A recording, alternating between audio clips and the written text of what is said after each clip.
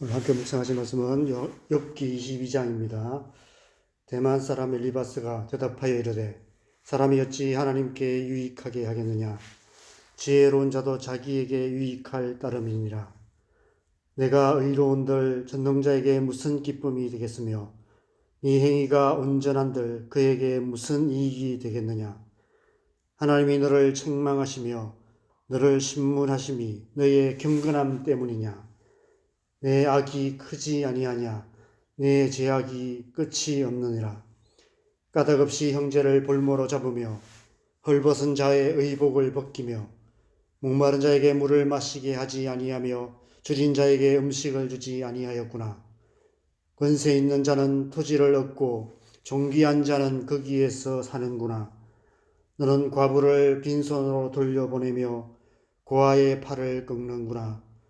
그러므로 울무들이 너를 둘러있고 두려움이 갑자기 너를 엄습하며 어둠이 너로 하여금 보지 못하게 하고 홍수가 너를 덮느니라. 하나님은 높은 하늘에 계시지 아니하냐. 보라, 우두머리 별이 얼마나 높은가. 그러나 네 말은 하나님이 무엇을 아시며 흑암 중에서 어찌 심판하실 수 있으랴. 빽빽한 구름이 그를 가린적 그가 보지 못하시고 둥근 하늘을 거니실 뿐이라 하는구나. 내가 악인이 밟던 옛적 길을 지키려느냐. 그들은 때가 이르기 전에 끊겨 버렸고 그들의 터는 강물로 말미암아 함몰되었느니라. 그들이 하나님께 말하기를 우리를 떠나소서 하며 또 말하기를 전능자가 우리를 위하여 무엇을 하실 수 있으랴 하였으나 하나님이 좋은 것으로 그들의 집에 채우셨느니라. 악인의 계획은 나에게서 머니라. 의인을 보고 기뻐하고 죄 없는 자는 그들을 비웃기를 우리의 원수가 망하였고 그들의 남은 것을 불이 삼켰느니라 하리라. 너는 하나님과 화목하고 평안하라. 그리하면 복이 내게 임하리라. 청하건대 너는 하나님의 입에서 교훈을 받고 하나님의 말씀을 네 마음에 두라. 네가 만일 전능자에게로 돌아가면 네가 지엄을 받을 것이며 또 네 장막에서 불의를 멀리하리라. 네 보화를 네 보화를 티끌로 이기고 오빌의 금을 계곡의 돌로 여기리라. 그리하면 전능자가 네 보화가 되시며 네게 고귀한 은이 되시리라. 이에 네가 전능자를 기뻐하여 하나님께로 얼굴을 들 것이라. 너는 그에게 기도하겠고 그는 들으실 것이며 너의 소원을 내가 갚으리라. 네가 무엇을 결정하면 이루어질 것이요 네 길에 빛이 비치리라. 사람들이 너를 낮추거든 너는 교만하였노라 말하라. 하나님은 겸손한 자를 구원하시리라. 죄 없는 자가 아니라도 건지시리니 네 손이 깨끗함으로 말미암아 건지심을 받으리라. 아멘. 네 악이 크지 아니하냐. 네 죄악이 끝이 없느니라. 그러므로 올무들이 너를 둘러 있고 두려움이 갑자기 너를 엄습하며 어둠이 너로 하여금 보지 못하게 하고 홍수가 너를 덮느니라. 인과응보 교리의 가장 첫 번째 위험성이 바로 이것입니다. 인과응보 교리에 따르면 우리가 이 세상에서 당하는 모든 고난은 죄에 대한 합당한 벌입니다. 큰 죄를 지으면 큰 벌을 받고 작은 죄를 지으면 작은 벌을 받게 된다는 것입니다. 지금 욥이 큰 고난을 당하는 이유는 당연히 큰 죄를 지었기 때문이라는 것입니다.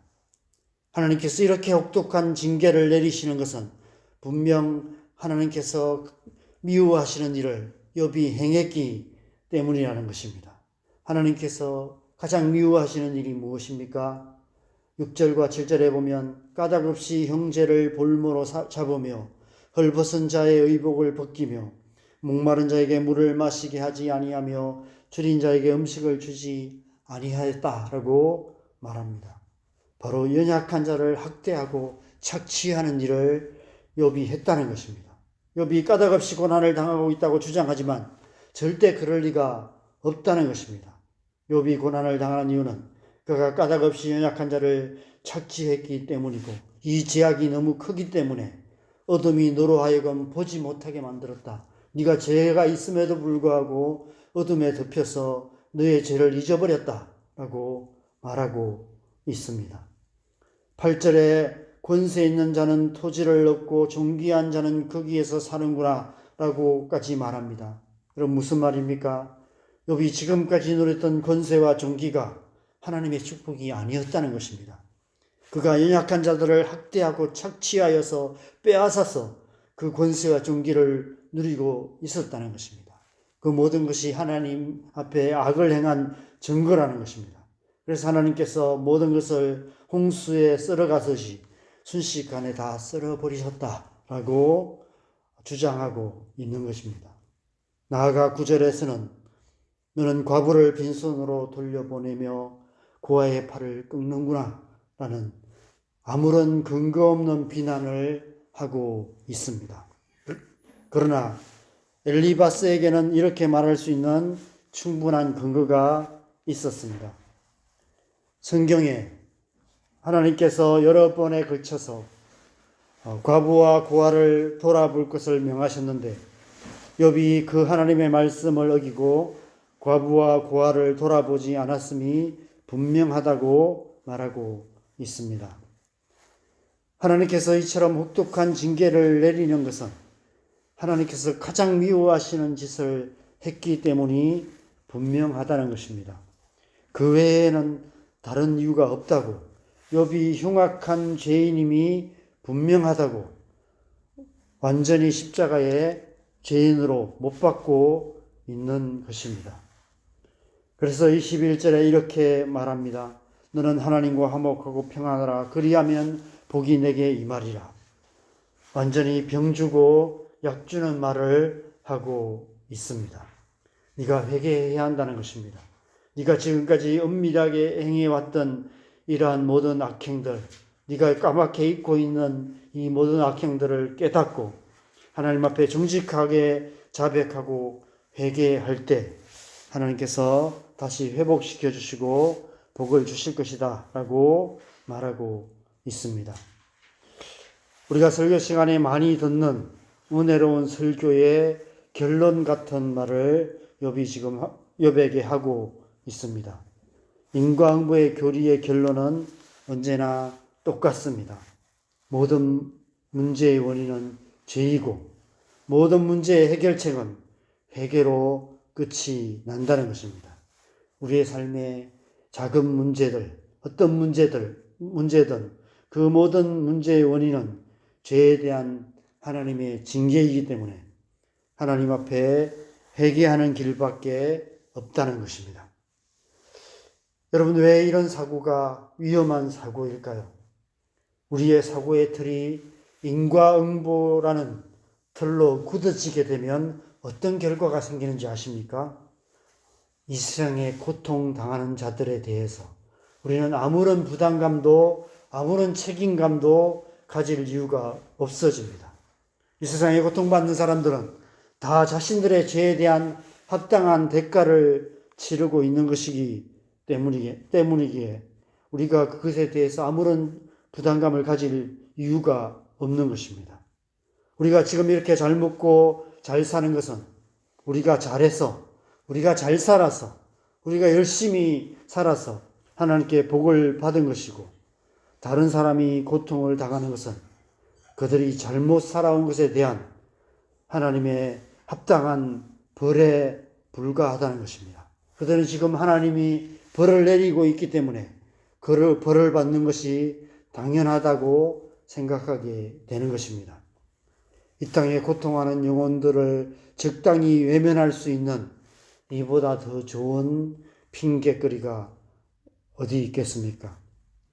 여러분, 이 세상이 점점 양극화되어 가고 있고 타인의 고통에 무감각해져 가는 이유는 우리 안에, 이 세상 안에 인과응보라는 이 네모 반듯한 사고의 틀이 점점 더 굳어져 가고 있기 때문이 아닐까 생각합니다.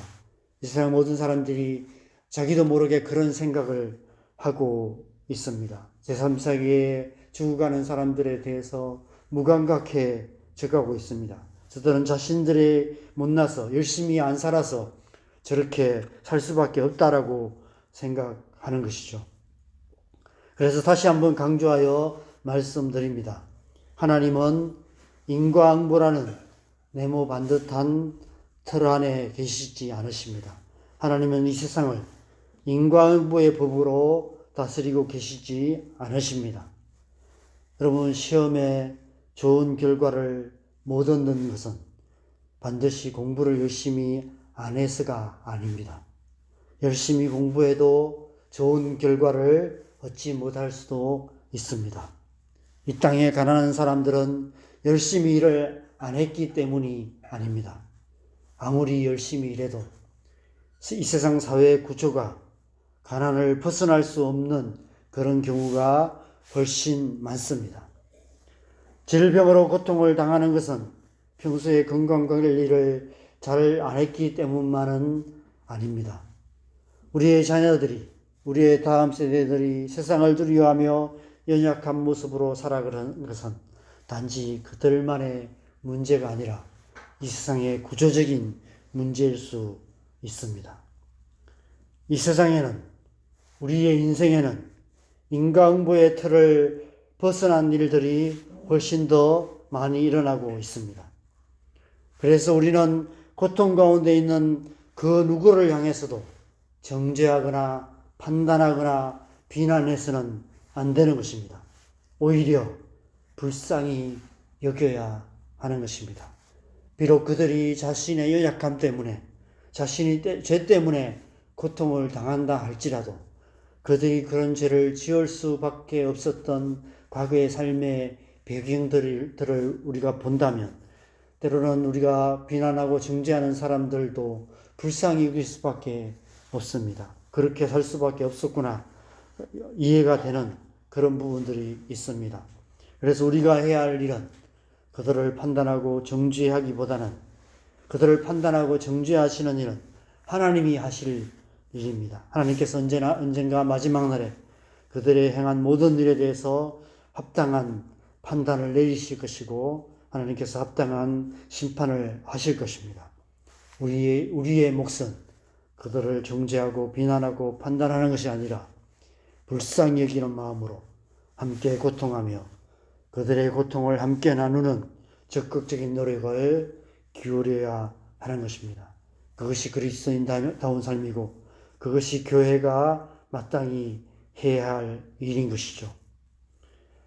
그런데 인과응보 교리에 더 치명적인 위험성이 있습니다. 인과응보 교리의 가장 치명적인 위험성은 하나님이 어떤 분이신지를 알지 못하게 된다는 것입니다. 오늘 말씀을 보면 엘리바스는 지금 자신이 하나님을 누구보다 잘한다고 자부하고 있는 것 같습니다.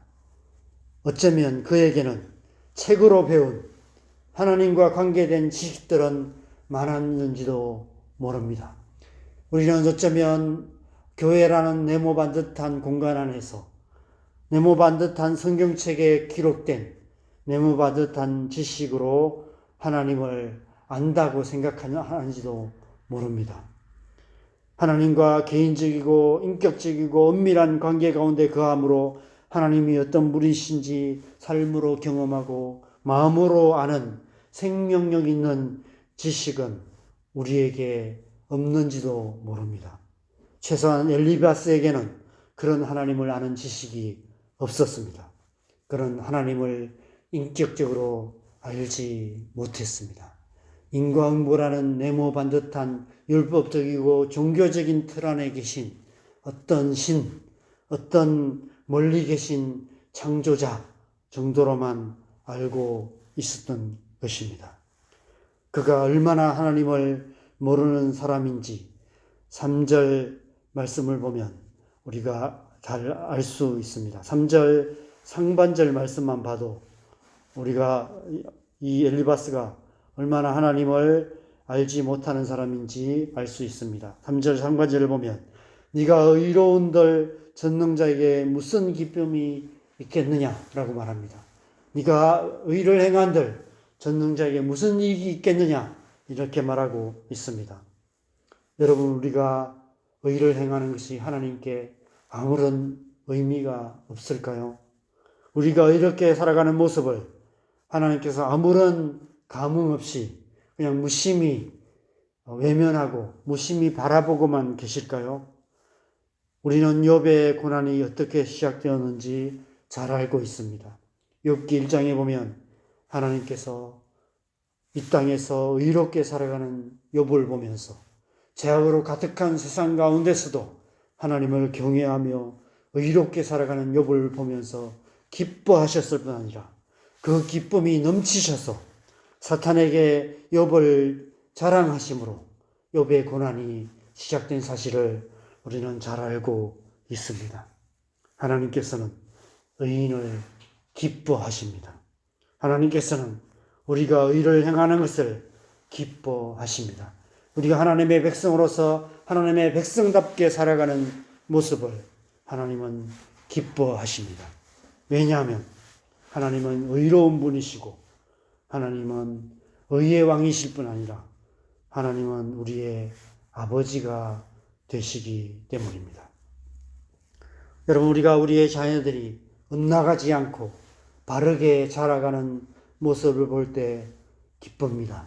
우리의 자녀들이 자신의 삶을 잘 살아가고 죄악 가운데 빠지지 아니하고 하나님을 잘 섬기며 마땅히 살아가야 할 삶의 모습을 살아가는 하나님의 백성들다운 삶을 살아가는 모습을 볼 때 우리가 기뻐하게 됩니다. 하나님께서도 마찬가지입니다. 하나님께서 우리가 하나님의 자녀답게 하나님의 백성답게 의롭게 살아가는 모습을 기뻐하십니다. 그렇게 살아가는 것이 하나님께 아무 유익이 없을까요? 엘리바스는 그렇게 주장합니다. 네가 의를 행한들 그것이 하나님께 무슨 유익이 되겠느냐라고 말합니다. 그렇지 않습니다.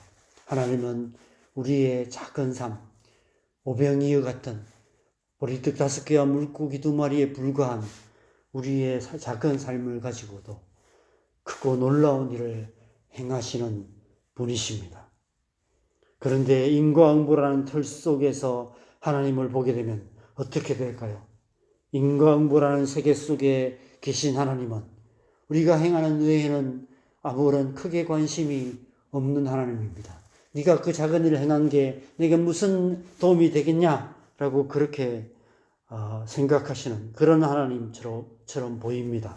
오히려 불꽃 같은 눈동자로 우리의 일거수일투족을 감시하시다가 작은 잘못이라도 찾아내시면 득달같이 달려오셔서 반드시 합당한 벌을 내리시는 크고 두려운 하나님으로만 보일 수밖에 없는 것입니다. 엘리바스와 빌닷과 소발이 계속해서 주장하는 것이 그것입니다. 마치 평소에는 우리에게 아무런 관심이 없으시다가 시험 성적표 앞에 놓고는 무섭게 야단치시는 무서운 아버지 같은 그런 하나님. 그들은 지금 하나님이 그런 분이라고 주장하고 있었던 것입니다. 그러니 욥이 어찌 가만히 듣고만 있을 수 있겠습니까? 자기가 아는 하나님은 그런 분이 아니셨기 때문입니다. 여러분, 우리가 누군가 우리 아버지를 조금이라도 나쁘게 얘기하면 어린아이라도 참지 못합니다. 어린아이라도 발끈하여서 주먹다짐까지 하게 됩니다. 지금 욥이 극한 고난에서 손가락 하나 까딱할 힘이 없는 상태임에도 불구하고 새 친구들과 치열한 논쟁을 벌이는 이유는 하나님이 그런 분이 아니시라는 사실을 그는 누구보다도 잘 알고 있었기 때문입니다. 욥은 지금까지 삶 속에서 그 하나님을 만났고 그 하나님을 알았고 욥의 아는 하나님은 참 좋으신 아버지셨습니다. 자신의 의를 기뻐하시고 자신이 의로운 삶을 통해서 하나님께서 하나님 나라를 이루어 가실 거라고 약속하시는 그 하나님을 욥은 누구보다도 잘 알았습니다. 비록 지금은 아무런 까닭 없이 고난을 당하고 있지만 이 고난을 허락하고 계시지만 하나님은 엘리바스와 빌닷과 소발이 주장하는 인과응보의 네모 반듯한 틀 속에 계신 고리타분한 꼰대 같은 하나님이 아니셨습니다. 하나님께서는 의롭게 사는 자에게 자유를 주시고 기쁨을 주시고 그들을 축복하시는, 기뻐하시는 참 좋으신 아버지셨습니다. 그래서 더욱 요번 지금 자신이 당하는 고난이 이해가 안 되었던 것입니다. 하나님께서 지금까지 자기가 알았던 하나님과는 너무 다른 모습으로 자기를 대하고 계시는 것입니다. 너무 하나님답지 않은 일을 행하고 계시는 것입니다. 아브라함에게 이삭을 바치라는 너무 하나님답지 않은 요구를 하셨던 것처럼 지금 욥의 삶에도 너무 하나님답지 않은 일을 행하고 계시기 때문에 욥이 계속해서 하나님 도대체 왜 그러십니까? 라고 항변할 수밖에 없었던 것입니다. 여러분, 오늘 엘리바스의 말이 아무리 그럴듯해도 우리는 그의 말에 결코 고개를 끄덕여서는 안 됩니다. 제가 조심스럽게 여러분 말씀드립니다. 목사님의 설교가 아무리 은혜스럽게 들려도 그것이 인과응보의 교리에 기초한 그런 설교라면 그 설교는 하나님으로부터 온 말씀이 아니라 인간의 말에 불과합니다.